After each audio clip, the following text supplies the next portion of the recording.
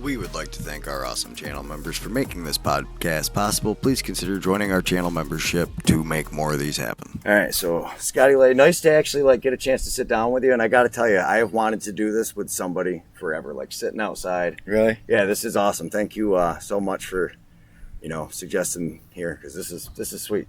Right. Usually we have a bunch of kids in here, but they have games in Tonawanda, the minor games, the NAMA League. Yeah. So they're all out there. Otherwise, this thing would be full of kids. Yeah. Every day they're here. I couldn't believe when I pulled up there wasn't anybody, but that makes sense when you told me they're all out in Tonawanda right now. Yeah. And the Onondaga kids are at Cornerstone, because I know there's a bunch of them that play with the Lakers. Oh, right. Yeah. Yeah. So you were telling me nobody really knows when Newtown's team essentially started. I mean, it's been around forever. It was part of the North American League. Your grandfather. Yeah. Man, we just talked with our elders and our ancestors. It's we're going back 65, 70 years. And even before people could remember, and it was before that too also. And there was really no set date in concrete. This is when the team started, Yeah. Like I said before, this box was here. They played in the field over there. And there's old pictures of that somewhere. I don't know who has them. But I saw them not long ago. About a month ago I saw them. And you could see, they had the goalpost set up. And you could just see the big field, everybody playing. Yeah, this place is cool. I always love. It's nice because there's no gates, there's no doors. That's why I think you see so many kids stay on it until dark most of the time. Parents are showing up. And they turn the lights on, and they're here till 10 o'clock. Before they had a time restriction now, but before, they were here till 2 o'clock in the morning. Guys are playing, even the men, they come here and they have little tournaments. And like I said, when we grew up in here, we'd be in here all day long. You know what I mean? Yeah. Summer Break from school, we'd have big 3-on-3 tournaments, 4-on-4 with a tennis ball, because we didn't have no goalie pad, right? We don't want to get hit by a crossball. Yeah. No, thank you. Yeah, the goalies are crazy. Box lacrosse goalie makes a little more sense. But no, that's really, and that's something my generation, I feel was the last one that did that near me. Everybody else plays video games or is online, but anytime you go to these Native Nations, there's still kids just outside in the box, and that is such a big part of the community. There's nothing like a Can-Am game, the passion between that Newtown and Allegheny game. Newtown packs a house, Allegheny packs a house, and everybody's cheering. There's nothing like that atmosphere. Right. Yeah, it gets really exciting then, and like you said, it's just packed. I remember even being little, I was the water boy and my father was coach, bringing the water in for all the older guys, and man, the Gill A would just be packed. The whole area around the thing would be just full of people, and all the way down the other end. And I always remember they had these little red lights, and they would have 2 guys sit on each end, and when they scored a goal, they would turn that light on. The red light would come on. So it's like the old lamp for the hockey league. Yeah, exactly. Yeah. That place is cool. So how long has that been a building? Yeah, around like I said, 75, 76. Yeah. And you were telling me, so that's dedicated to Gilbert Lay? Yes, that happened in 1988 when that happened. I think he passed away in 88, but he was a big, like I said, with my family, my father, his father, him also, with being a coach and, an elder, a respected elder around here. Just it seems like it was always lacrosse, That's how I grew up, was lacrosse. That's all I knew, It's really what people do out here. I mean, I love the every arena you go into, you've got the elder section, but you guys in Allegheny, especially, you have those 2 huge community centers. That is such a cool thing. Yeah, and actually, Allegheny's is a little bigger than ours.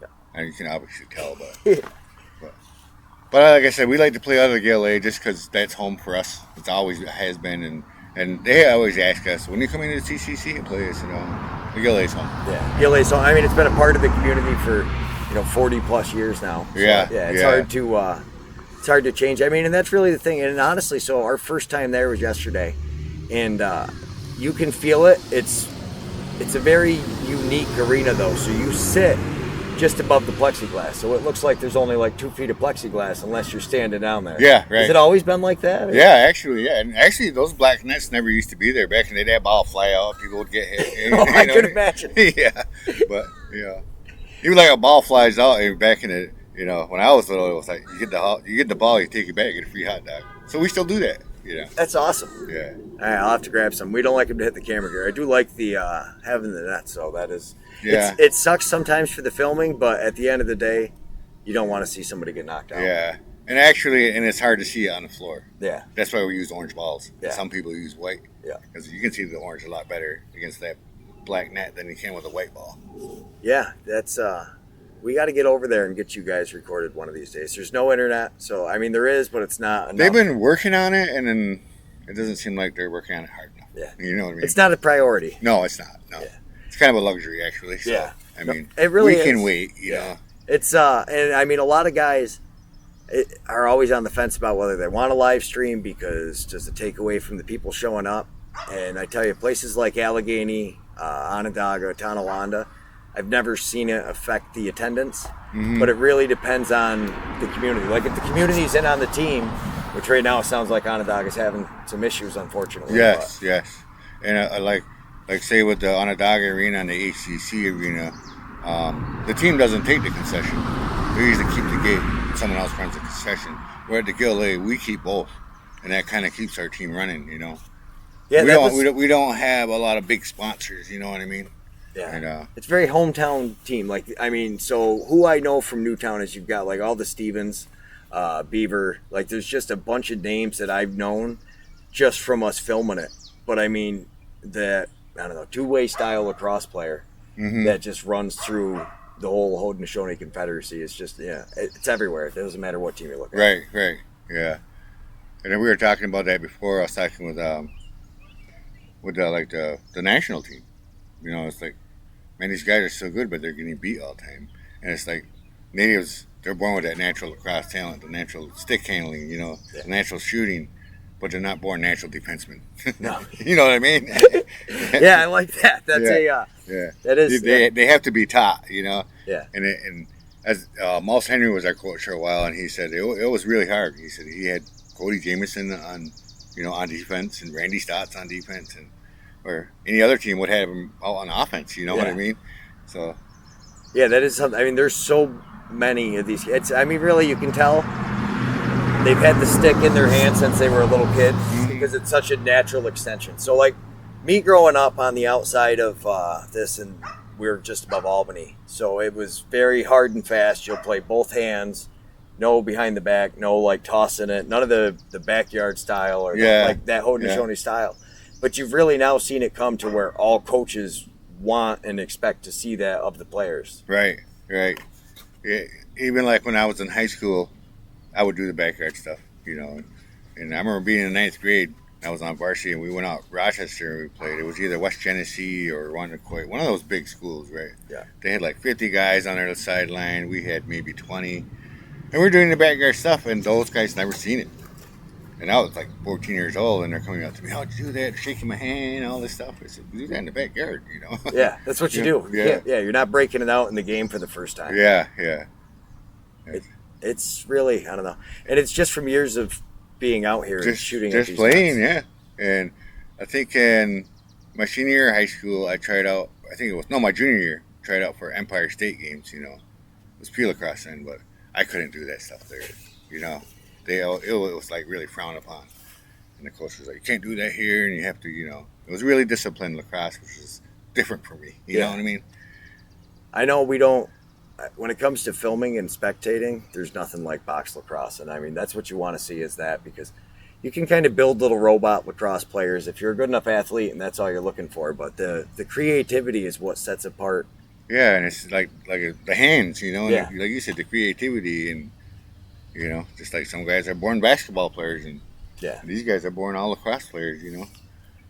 Stick in their hands forever. Plus, so when you watch the Can-Am, so many of these guys have played together for decades, literally, I mean, since they were born. So there's an unspoken communication with like your offense that you can't even, so even like the Haudenosaunee national team, yes, it's a smaller community, but you're still putting guys together who haven't quite played together as much as these guys have in Can-Am. It was actually, so I just did one with Lane Smith, and he said he called it, res ball. He said being able to just play all the time. Like they used to mark it on their calendar because up in Six Nations they didn't play like you guys do, where it's basically this nation travels to this nation for the day. Right. Everybody plays all day together. They would mark it on the calendar. Here it's his favorite part of the Can-Am. I mean, and I think that says a lot for the league. Mm-hmm.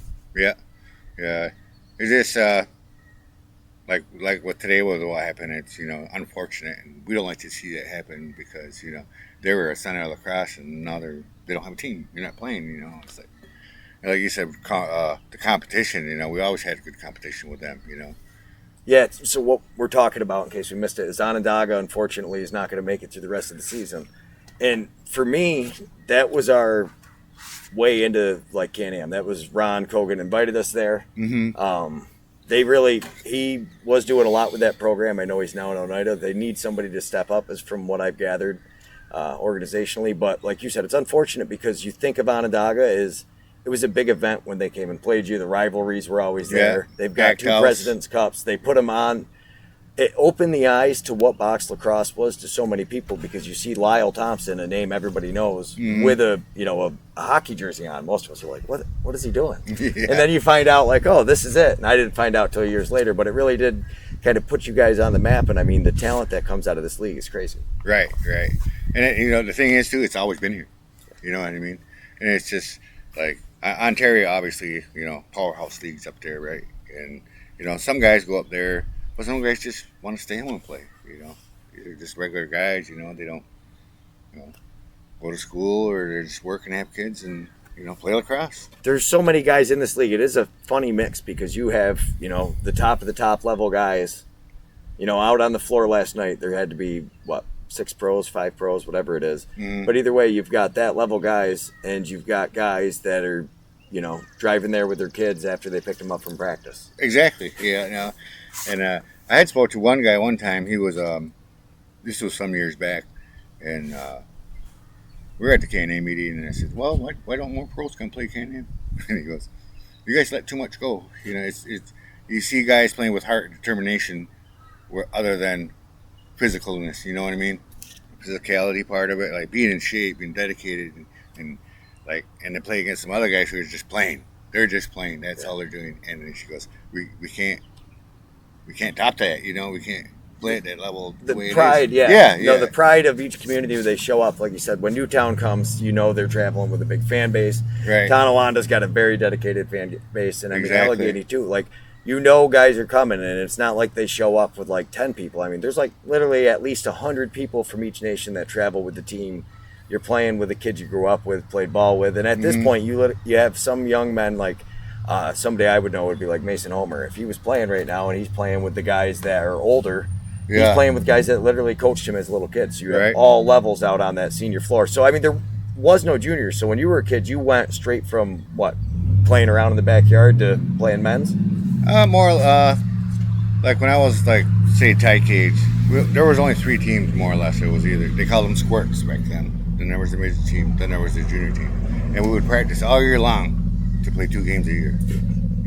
We'd go to Onondaga and play at the state fair, and come back here at our fall festival that we hold here. We would play Buffalo or Onondaga again. But then we got into the WMLA, the Ontario Montreal Lacrosse Association, and we were there for a while. And but then the insurance stuff, kind of pushed us out. And that's where I think a lot of us really got our skills from. Instead of just playing each other, we were up there playing. In Zone 9 up there. Zone 9, what is that? It was just part of this, just how they picked the Niagara Peninsula. They would be like St. Catharines, Hamilton, Six Nations, all those minor associations. We'd go there and play them, and they'd come to play us. Okay, so is that what, Randy Chrysler played in that? He was with the Niagara team? I always thought it was because he was on the other side of the border. Right? That was the Junior B team, because Niagara and Lake used to have a Junior B team, and there was a Niagara team. Okay. But it was just over the border. Tuskegee right there. Yeah. You know what I mean? Tuscarora, I should say. Yeah. No, it is. It's so different each nation you go to. Every nation has an outdoor box that kids are still playing in. So, being able to have a home facility is a big deal. Like in here, when you go to Logan Field, at least you guys have the chain link fence to practice on. But if somebody comes from outside, they've never shot on like chain link fence. They want it No. bouncing back at them. Right. 10 years ago, we wouldn't have all these kids in here. I mean, I would say non-native kids. Yeah. They would, and there's a lot of them that come here now, and it's open to everybody. Anybody can come, but like I say, some nights it gets pretty crowded here. And all these kids are here playing, and sometimes we got to shut lights off, guys. Unless you want to pay the bill. Yeah. Yeah, absolutely. So when did you become the Newtown GM? Or I guess before we get into that, your seniors was always with Newtown? This is kind of, I should say.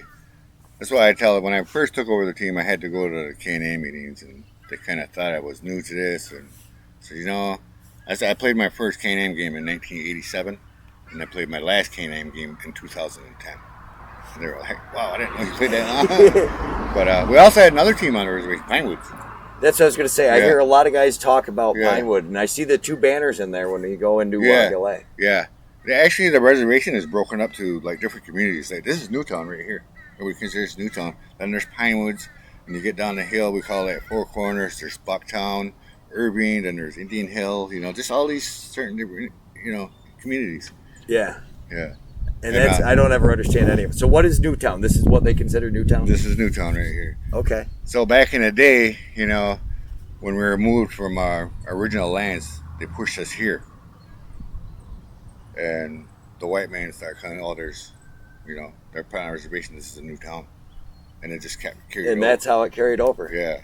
It's just more or less like slang, you know what I mean? Yeah. So much of it is really, it's, and I do got to say, the sense of humor some guys have when they're talking to you is a little hard to pick up what's the slang and when they're messing with you guys. Yeah. Yeah. It's a different. They say, native humor is rough because, if they're picking on you and making fun of you, that means they like you. Yeah. And if they don't say nothing to you, maybe you should watch out. Yeah. Yeah. No, I do like that. That even goes along with our colors. We're green and gold. So back in the day, I always say that even my father, I grew up traditional with my father and my uncles, and they say green and yellow was the Seneca war colors. So it's just not Newtown. It's Allegheny too, because they're Senecas too. Tonawanda too, and they're Senecas. So that's what they wore. That's the colors they wore in war. So it's kind of a respect kind of thing. Yeah. So many of our ancestors died in those wars. It's wow.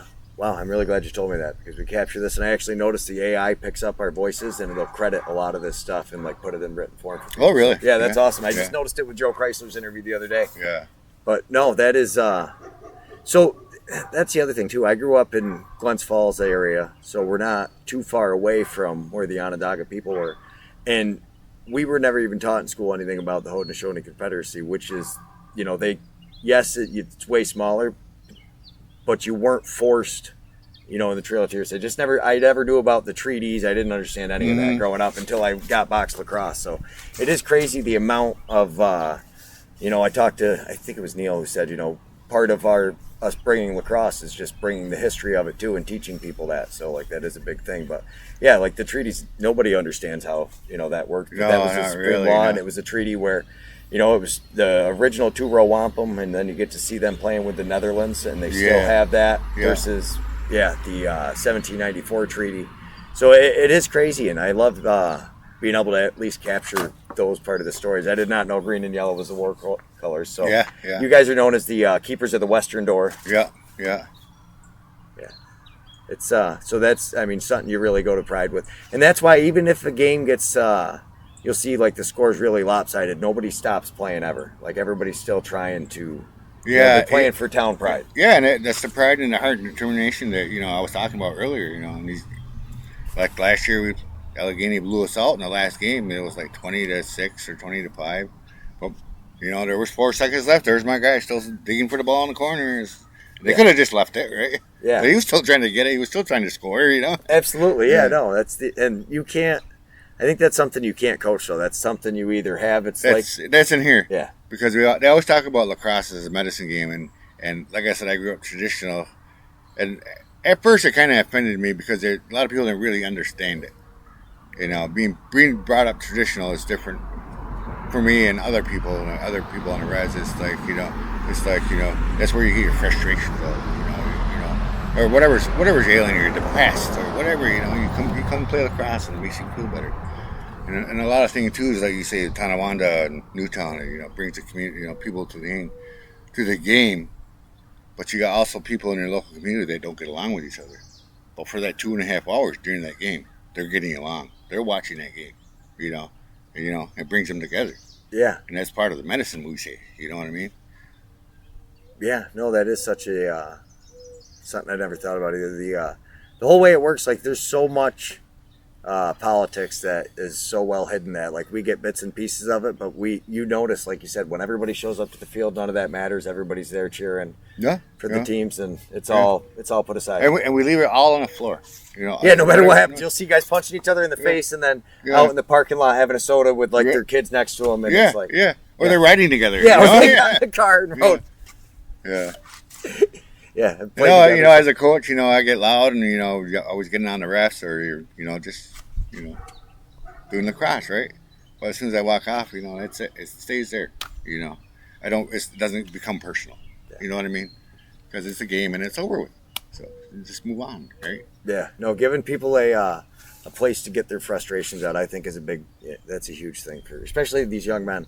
So you guys are relatively close to Buffalo, like having, outlets for guys. That's what most of the guys have said is they take it personally. You know, you leave this looking like a spot where your kids can come play. Mm-hmm. Nobody has to really sit here. You guys everybody does their own thing. They're responsible, pick up after themselves. Yeah. So you took over as the GM, 80, I don't know, what year? 2016. Yeah, 2016. So with your playing career, how many times did you guys make it to the President's Cup? Oh, man. I was talking to one of my friends the other day. And I was actually playing before he got on the senior team, but me and him went to 9 together. Yeah, that's a lot. And so, how many years was that total you played? You played for quite a while. If you went with 9 with him, and then you had a few more. Yeah. What the hell? I think 23 years. Yeah. Yeah, and I played 3 with Pinewood. Okay. Yeah. Yeah. So how? The Pinewood team, unfortunately, they didn't make it. How many teams do you remember at the most being in Can-Am? I think at the most there was 8 or 10. I remember. Yeah. But I also remember there was only 3, and we still played. Yeah.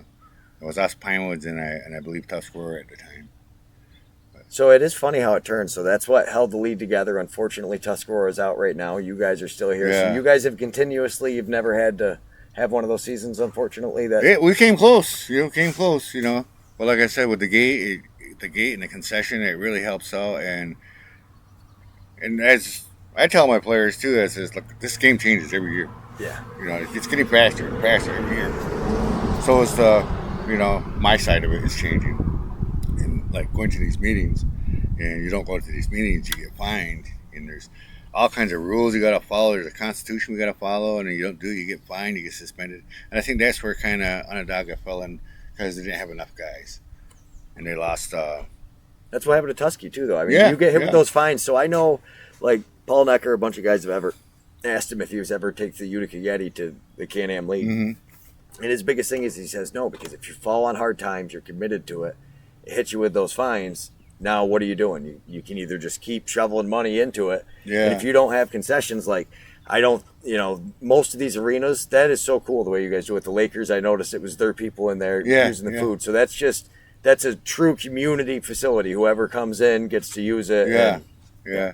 And you know what? And we got it pretty good, I'd say, here. Because, we got the Gila, we got the CCC, where you go to Tusky, where we have to rent a venue, and they don't get the concession. They don't get the gate, and they're renting by the hour. Yeah. And that's what happened to the Grand River team in the beginning. It was so hard for them to schedule games because all the other teams moved to the ILA and they kind of bumped them out of the way. Yeah. So now they play in Brantford.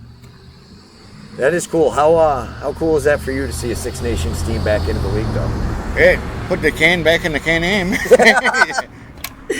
I like that. Well, as playing seniors, there was always a Six Nations team.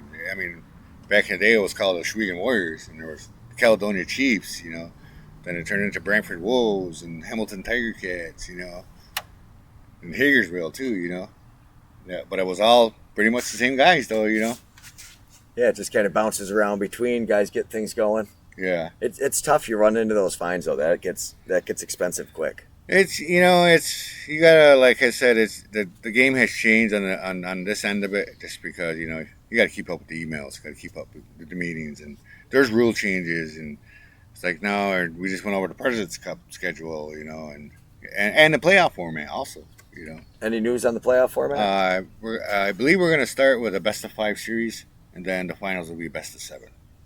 And it'll just be 1-4, 2-3. Yep, 1-4, 2-3. That's you guys have been making a pretty big statement lately. Last night I didn't get a chance to watch the whole game. You guys were leading. It looks like it didn't quite go your way, but still a few games left in the regular season. How important is home field, or is it more important just to be peaking at the right time? Myself, it's more peaking at the right time, because you go to President's Cup, that's not home field. Yeah. You know what I mean? Yeah, there's definitely not. No, yeah. It's just, and the playoffs right now becomes another season. You play 16 game season. You go 5 games. Say you go 7 games. That's 12 games. That's more than half of the season we just played. Yeah. Then you get into the President's Cup, which they kind of changed the format there. So now it's going to be a 4 game. So each division, 4 teams in each division, it'll be round robin within the division. Before you played, 7, 8 games. Yeah. You played everybody once. Yeah. Depending on how many teams come too, Yeah, there's a lot of teams. I don't understand most of it, really. I can barely focus on what's happening in the Can-Am. What do you think of the rule changes this year with the net? With the net, I'm not a favor of that diving, just because it comes in contact with the goal, and I've seen as a player a lot of bench cleaning brawls when involving hitting the goalie. Yeah. But fortunately, it hasn't happened. Yeah. It just still sticks in my head. You know what I mean? Still, it's just a problem you see coming in the future because of a lifetime of experience. Yeah, and the goalie injury too. I know one goalie hurt his knee. Yeah. And those are like devastating injuries too, because when you talk about somebody coming into the side of your knee, it's an ACL injury or something like that. That's not a small injury. That's it is rough. And you got to remember too, he's got to work after too. He's got a job to go back to. Yeah, that was literally if he's limping on crutches. That was why I stopped playing men's league hockey. Because I had to go. I was like, I gotta go work tomorrow morning, and I'm gonna run a jackhammer for 8 hours. Right. I can't do that if I'm hurt. It's, exactly. Yeah, it's part of what makes this league so special though, because there's so many guys putting in the time. The youth guys all do it. Like even when we were at the Lakers game last night, you see a bunch of the Newtown kids walking around with their jerseys on, cheering and going nuts, wondering what the score is of the Newtown game. So, how many? Since you've been the GM, that was through the COVID years. What was going on before the COVID years? Were you guys like top 1 or 2? We were like in the middle. Because they had a pretty dominant team there in the early part of the 2000s, but as everybody does, everybody gets old. Yeah.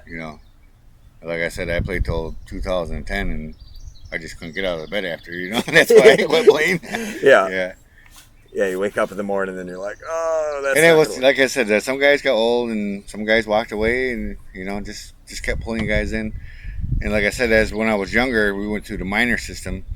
They had tyke, novice, peewee, bantam, midget, and intermediate, and that's where the intermediate and the midgets is where the men's would like AP players now, like they do with the junior B, because there was never a junior B league around here, probably since the War Chief started. Yeah. If you wanted to play junior lacrosse, you had to go to Ontario. Some guys did, and some guys are doing really well up there right now. Yeah. War Chiefs, though, that is a big deal. They've been kind of, it looks like the dominant team since it's been around. Right. Since its inception. So credit to those guys. I mean, they must be running a great program. And I mean, you guys, so that's based out of this area too, right? Yeah. It's based on, and they're actually part of the FNLA, also the First Nations Lacrosse Association, and actually Onondaga and the up north teams actually had it going before the War Chiefs got in. So the founders start getting closer, and I say, hey, and like I don't know if you know Charlie Scanlon, his boys are really, really good lacrosse players, and they start playing like junior age. I was like, man, let's start our own team. Yeah. Because you dabble into Ontario, then you're dabbling into OLA, which again player rights, which is I own you. Yeah. You know, more or less. I understand it just from hockey. It's a mess It dealing is. with teams. It is. It's, you know, it turns into money and a money issue. And you're like, some guys, you're like, they'll let them go for a year, but they got to go back. Yeah. Or they'll sell them to somebody else. Their rights, more or less. Yeah, it's an interesting proposition. So you guys are like technically part of that, but it also runs a little differently down here on this side of the border. Yeah, yeah. And they always call us Bush League, you know, like OLA and Lacrosse Canada. But OLA and, you know, BC had been beaten by the Can-Am in the last 4 Presidents Cup. It can't be too much of a Bush League if they keep getting beat by us, you know what I mean? No, it's honestly, it's my favorite. I look forward to Can-Am season the most. Watching it, I don't know, you get to a night game in Tonawanda, there's few things that are that cool. Right. Playing out under the lights when it's nice, I'm not worried about the rain. I love that. And these guys just like you've seen, you know, they give it their all, you know, and it's like, yeah, you can go watch the Bandits and them play, but it's like, you know, they have to because they're getting paid. You know what I mean? It's their job, right, at the moment. Well, plus, you expect professional athletes to kind of look at things differently, just because it's you do got to factor in injury. You know, how many pro athletes are diving across concrete? They play on turf. I mean, these guys, you see them play on concrete all over the place. Gillet, so that's concrete.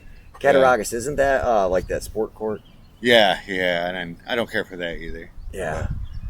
Well, going from concrete to turf, though, what do you think? I would say with concrete, just because I played on it all my life. And when I got older, I played on the turf and kind of hurt my back. You know, because it was really soft and spongy. Yeah. And, you know, just shock from it, you know what I mean? Yeah. And also, you get the rug burn. Yeah. And you got guys spitting on the floor and this and that, bleeding. You don't know what you're getting. Yeah, that's true. Yeah, that's all stuff I've never considered because I sit up, you know, comfortably away from the play, staring at it. It's an easy spot for me to. Well, there's downsides to both of them too, but if I had a choice, it would be concrete. The speed of concrete is cool. Like usually the younger guys love it. Some of the older guys say they like the turf, depending on what kind of turf it is, because there's so many differences. Mm-hmm. Like, have you been to that Oneida, the Mary Winter? Beautiful. Yeah. But the turf is an issue. A lot of people say that they don't like it. It's very field style. It's like soccer-ish turf. They call it. Yeah, I told them you have to mow your turf here. Yeah, I like that. So you prefer concrete all the way? All the way. Pretty much whatever Gillet has, that's probably where you've played the most lacrosse. Yeah, and they had turf in there for a while, and it was the old Bandits turf, but it didn't fit right. You know, the corners were rolled up. And we just wore out after a while, and they just took it off. Yeah. They put some kind of like coating over it one time, some special finish. Yeah. And if you can really look at it, you can see it's coming off now. Yeah. But might be time for a new coat. Yeah, a new coat, or just buff it all off and just leave it the way it was. Yeah. You know what I mean? Yeah. I mean, just basically, if it's polished concrete, the guys fly through it. Yeah.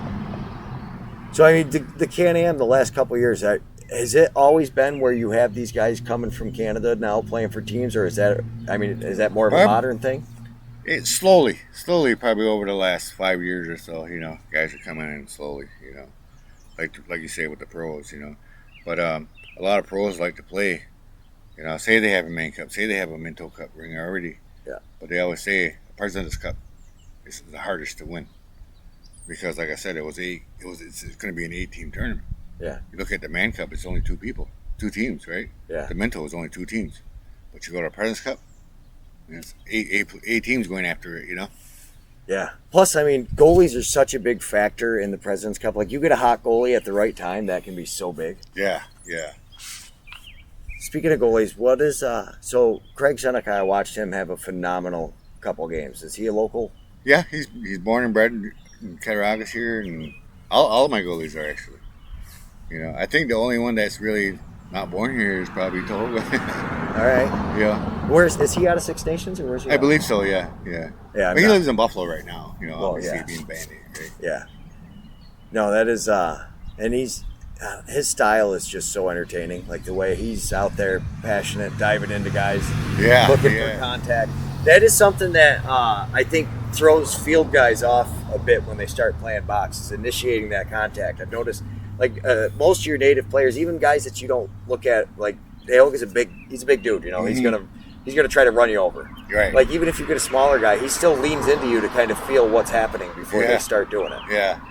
I think that's more like an offensive-minded thing, you know what I mean? Like you said, you can feel them all, you know? Yeah. They always tell us, you know, when we start playing offense, you know, let him engage you, see what he's going to do. You know, if he's going to back up, just keep going in. If he's going to let you shoot it. Yeah. Sounds so simple. Yeah, it does, but, Yeah, the fundamentals are always the key. So what did you play? Were you a D transition guy, two-way player all the time, or? Coming out of minors, I was a scorer. But obviously when I got on the seniors, you know, they had their scorers. Yeah. So I become like a gritty type of player, you know, loose ball guy, go get it, you know, run up and down the floor. Putting your time in, digging in the corners, getting the balls, Yeah. So then after that, you know, I guess I had a pretty hard shot, so I was like a shooter all the time. But then just become a role player after a while, you know. Yeah. Seems to happen to a lot of guys. So somebody told me Rudy George has played a bunch for Newtown. Yes, he did. In the 2000s, yeah. All right. Yeah, I heard you guys were the top team, and basically you were getting... It seems a lot happen here. Like, everybody says guys don't, you know, you play for your nation and all that, and a lot of guys do. But you also have a lot of guys that are kind of, like you said, President Cup hunting, that have been on the more competitive teams, or maybe it's you can't get your foot in there, so you're going over here to play. It does seem there's quite a bit of guys that do travel, and almost everybody seems to have played for Randy Chrysler at some point. It does, doesn't it? Yeah. Yeah, you go everywhere. How's Randy doing? But which is a good thing for him, you know. Yeah. You know, especially being a native coach, you know, you kind of get some hard knocks sometimes, but he's a good coach. And but he's been around. I think he's been over here in Newtown one time or another, you know. Yeah, that's when I really started to realize it. Somebody told me he was coaching in Tonawanda for a while. Yeah. And so I mean, these guys really do get all over the place. Darius Kilgore's coaching the War Chiefs now. You guys, it's been awesome to watch the team come together. Like watching here in Snow, Nicky Snow, I love getting a chance to watch those guys as they get it to play. So he's one of those guys, like he just never seems to run out of speed and he play both sides. And he doesn't get tired. I always ask him, "Are you tired yet?" And he's like, "No." I see him get back out there then, you know. See him after the game picking his kids up, and I'm like, "How are you still?" And even like Kane Kettle, he's the same way. And he's a little ball. He's a short guy, but he's a little ball magnet. So there's a scrum out there. He's coming out with it. You know? Oh yeah, you gotta like his odds. That's what he's like the Hoover vacuum out there. He just gets all of them, sucks them up, gets on the offensive side. So that is such a big thing that I've noticed as I understand more of this. Having a D guy that can get up the floor and doesn't hurt you. I mean, push in transition, and like you said, this league has gotten faster. I mean, your guys, you always had a bunch of fast guys, so you had the athletes. Yeah. How much faster is it this year? Like Tonawanda focused on it specifically. It's like pretty 2 passes, it's already done on offensive. If it's not run up, you know what I mean? Yeah. Because that's what I tell our transition guys is we get that ball, run straight up. So don't stop. Yeah. You know, if anything, run behind the corner. Run behind the net. Yeah. Because there's always somebody coming out. And that guy usually coming off that bench is wide open. Yeah, especially if you run into the corner, everybody stares at you to try to see what you're doing. Yeah. It is a big part. And actually, when you say that, like I can see Heron's obviously played for you for quite a few years. Yeah. I coached a lot of them when they were younger, too. Yeah. Yeah, and like, tykes and paperweights and like Kane, Kane. So what year do you think you started coaching? Me? Jeez. I coached my son. He was a paperweight. So I first started coaching in 1989. I coached the minors then. All right. Yeah. I was 5, so you would have been coaching. So I'm guessing your son's right about my age then. Yeah. Yeah. And now, does he still play? No, he's got a family and doing the family thing, but he every once in a while he'll show up and suit up. I was just going to say, so you see guys go through spurts. Wayne Abram comes to mind for me. He took a few years off as his kids were getting older. Then they got a little bit older, and he was back into it now. It's, it really is a way of life. Like, because even when they're not playing anymore, everybody's around it. Right. And that's, like I said, when I became the general manager or the coach, and because at one point I did everything, but when I first got it, when I took the team over, it was like I was out of lacrosse for a while, but and My captain, Lyndon Stevens, actually came up to me and goes, "Hey, you want to help us out?" And so I said, "Yeah." And, like, I'm still here, Yeah, shout out Lyndon Stevens. He got us to our first Masters tournament. Oh, He hooked it all up. He's a motivated guy. Yeah. Yeah, he took care of that. No, he's one of the guys that I can recognize now when he's out there on the floor. Been a big part of the team. I mean, how long has your core group been together now? Jeez, I'm gonna say it's from 16, from when I started. Even like Al Snow, Snowball. Yeah. I played with him. That's how far he goes back. That was my introduction really to Over This Way. He was with the Yeti. COVID years, he went and found somewhere to play. Yeah. Unfortunately for the Yeti, we just lost him. He's playing for the Lakers now. Yeah. Which, I mean, once we knew they were establishing the Pinewood guys playing over here again, kind of expected him to come play with all those guys that he grew up with. Because like you said, you played with him. He's been playing in the area for a long time. And he kills me. He's like, I was a late bloomer. It's like, well, he's still been playing for decades. Bro. Yeah. Yeah, I love watching him too when he drops the snow plow. Yeah, that's what we say. Yeah, drop the plow. Yeah. I love getting to watch him. It is so for me as a fan, and like if I was one of these guys, kids, you're watching your dad play against Bandits guys. You're watching your dad play against guys that are on, these big national shows. Mm-hmm. That is one thing the Can-Am. So I just did Goa Abrams on the podcast. It'll be coming out before this one, and he, talked about. Everybody used to feel like you had to play Senior A. And, like, he's living proof that he's been in Senior B his entire career.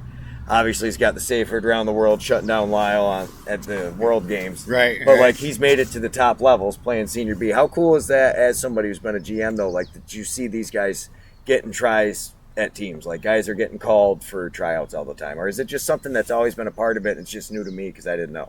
Well, kind of both. I mean, I'm going to say 10 years ago it was kind of new to us, but like I said, the game changes all the time, and every year, like Goa got his chance, and we got some kids coming up now that that are going to be pros, Yeah. That War Chiefs team is phenomenal, like the junior team. I don't know how much time you get to watch them, but yeah, we practiced with them once so far, but we're supposed to practice again. But they have 40, 50 guys on that floor. Just giving it all, and us up and down, giving them 110%. That was awesome when that happened. Yeah. Even the older guys like Al, he was there, Snowball, and Lyndon, he was there. And there's guys out there, 15 years old, they're running with. You know? Kind of reminiscent of how you guys had to start. Basically, when you were 16, you're thrown into the wolves with the men, and it's like figure it out or don't. Yeah, more or less. It was kind of like guys didn't show up, and we got to play. Yeah, so-and-so got stuck at work, so now we're going to get a chance. Don't screw it up. Yeah, or you're still sitting at the bar or something, Yeah, it could go either way. Even back then, everybody had a wooden stick. It was hardly any plastic. But back then, there were good wooden sticks. Nowadays, the guys, they're clubs now. You know what I mean? Yeah. They're out there to feel them. Yeah. But back then, we had good sticks. We could run, we could shoot with them, Yeah. I will say Emerson Shenandoah, that kid, when he gets a transition goal, unfortunately I didn't get to see him. I don't even know if he was playing this year for Onondaga. But he was one of those guys that you could tell only played with the wooden stick. Yeah. He's up scoring goals with it, and it is nice to see. There is a certain aspect I love. I actually always have a wooden shaft on my stick. I don't play competitively, haven't in a long time, but that's why they pull it out. It's because most guys, like you said, are using it like clubs, and it takes away. Yeah. And my guys try to do it. I said you still got to pass and catch with it too. I tell them, and even shoot. Yeah. And I always it's no good if you can't shoot. Yeah. I always tell them a story. I think back I was 18 or 19. I tried out for the athletics junior A, St. Catharines, and I can't remember his name. The coach, Jim Brady.